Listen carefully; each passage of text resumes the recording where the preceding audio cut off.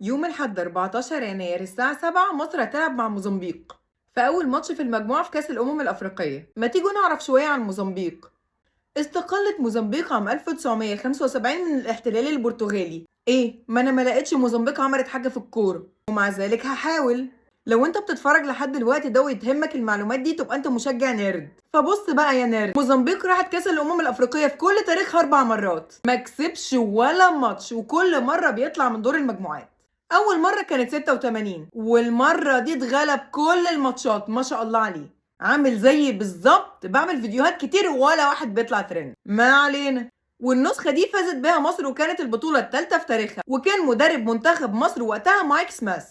التانية كانت سنة 96، وهنا بقى أداء موزمبيق اتحسن شوية، اتغلب ماتشين بس من ساحل العاج ومن غانا، وتعادل مع تونس. والمرة الثالثة سنة 98، واتغلب ساعتها من مصر والمغرب، وتعادل مع زامبيا. وفي المرة دي مصر أخذت البطولة للمرة الرابعة في تاريخها، وكان مدرب منتخب مصر ساعتها الكابتن الجوهري.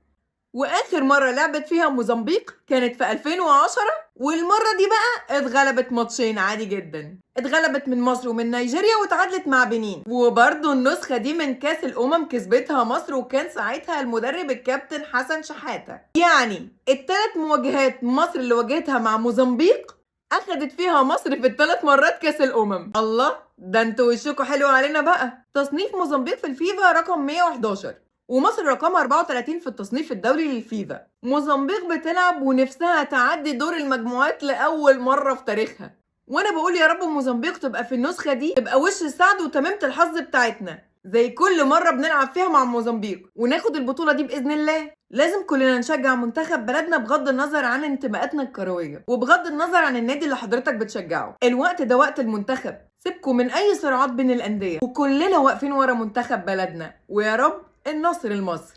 سلام.